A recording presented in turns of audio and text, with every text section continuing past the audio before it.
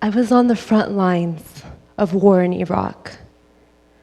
ISIS fighters were shooting toward us, and I saw them wave their black flags. I'll never forget the dust and smoke from the mortars that just hit the ground. In fact, a mortar had just hit the area I was standing in a few minutes before. You're probably thinking, what is a California girl doing on the front lines of war in Iraq? Well, it all started here, when I turned on the television to find on the news headlines a story of women warriors that were making strides and getting back territory that ISIS had tried to take. See, these women fighters had a very special tool, a power. See, just by their gender, ISIS fighters were afraid. See, ISIS fighters believed that if killed by women, they would have the greatest punishment in the eternal life. So these women were a deadly weapon. As I was watching the story on the news, I discovered that in the daytime, they were fighting against ISIS to take territory, but at nighttime, they were going into the ISIS-occupied territories to get back rescued girls that were in ISIS captivity, that were raped, tortured, and stuck in the war zone. One by one, they were rescuing those girls. And on those headlines, a warrior came on the news clip, and looked at the screen and asked, "World, where are you?" See, these women lacked resources to continue the fight. Their fight had been going on for months, but they didn't have the most basic necessities. And that is what led me to take it on myself to do what I can and get them what they needed. I used what I had. I was a lawyer, I had a platform, and I had a voice.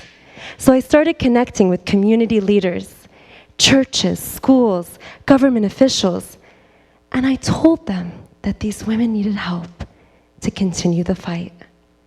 Well, within days, a container was filled to the top with all that they needed. Now, I could have easily just had that container go by itself, but I felt that pull in my heart that I had a responsibility to be there myself, to hand those items. So I took a flight and headed to the front lines of war in Iraq. And there I was with these women warriors. They weren't trained, they were civilians. They gave everything they had, though, to fight for the whole world.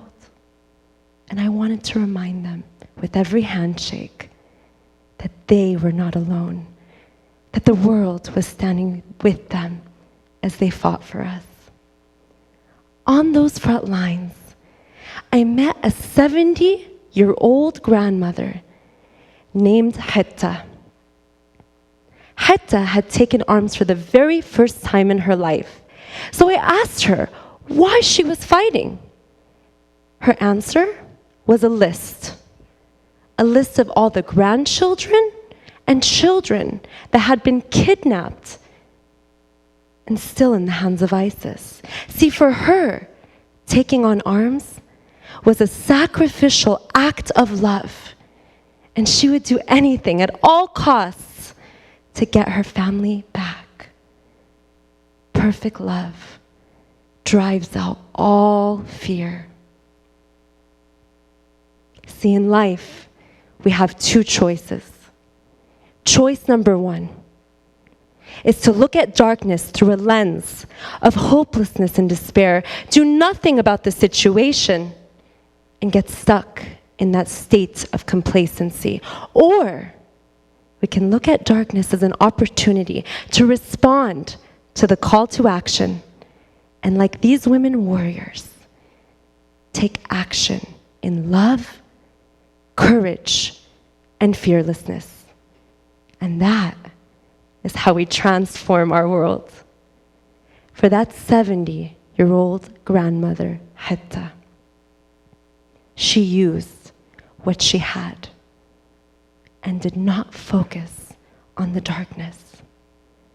See, for that 70-year-old grandmother who did not have the basic training to be a soldier or the strength of youth, by focusing on what she did have, determination, love, and persistence, she used her tools to get rid of the darkness. See, it only takes one light to illuminate a dark room. And that 70-year-old grandmother decided to act, and her battalion were able to recapture that nearby town that I witnessed. Fueled by love, they acted at all costs. And by their actions and practicality, I made a decision that I would do everything I could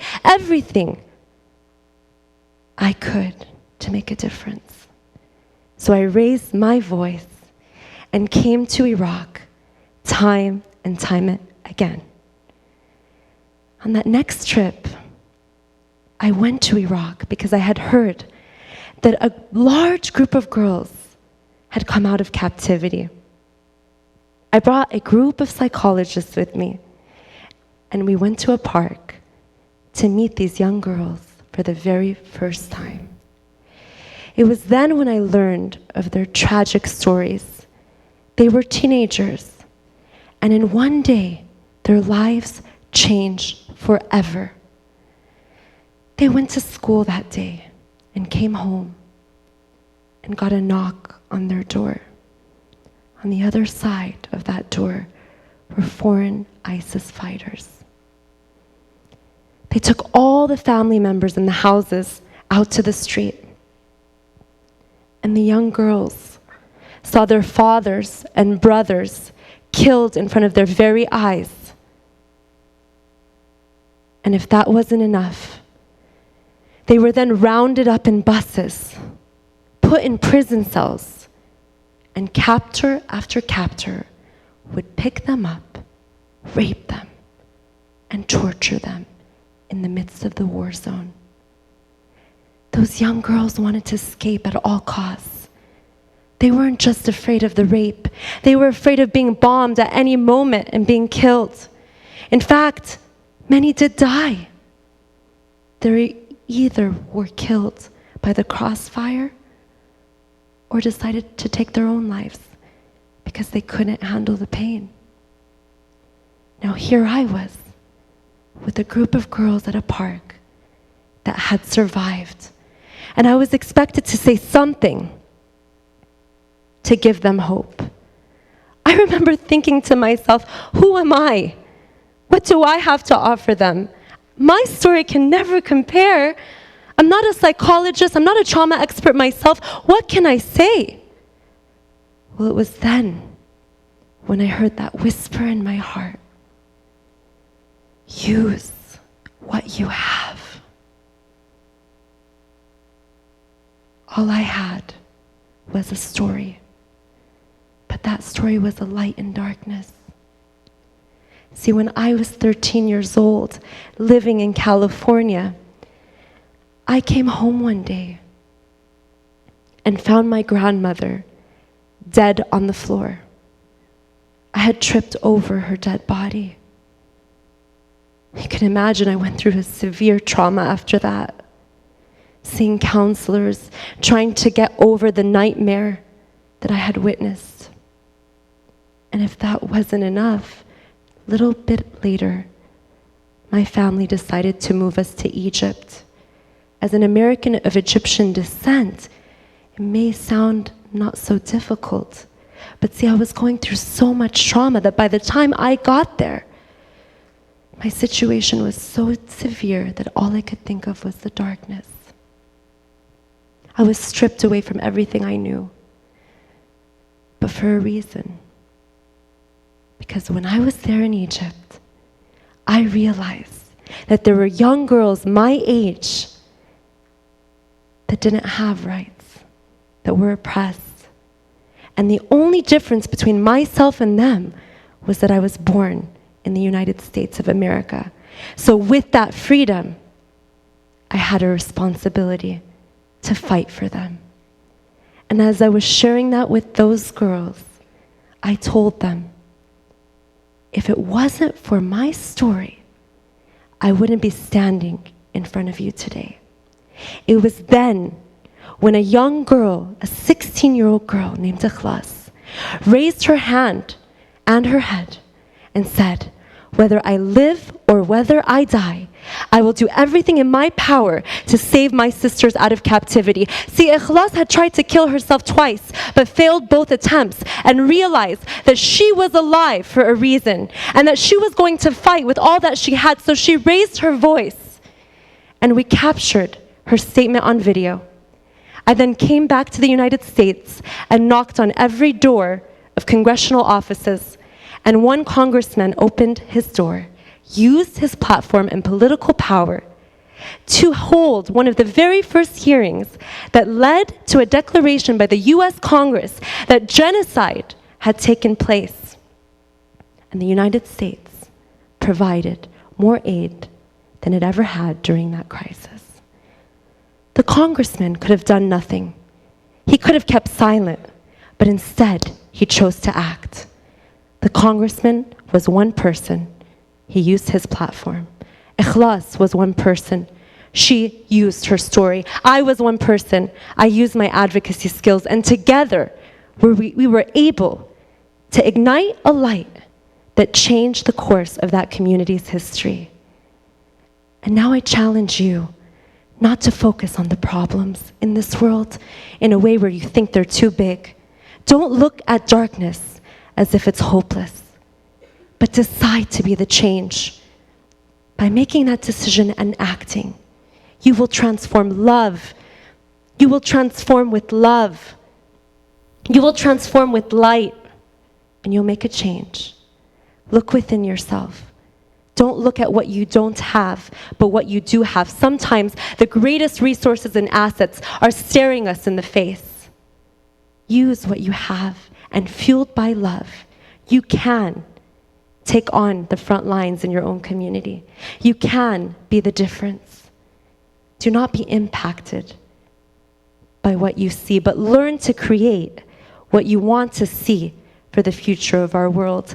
Now these girls are being mentored through a program called Technology Over Trauma.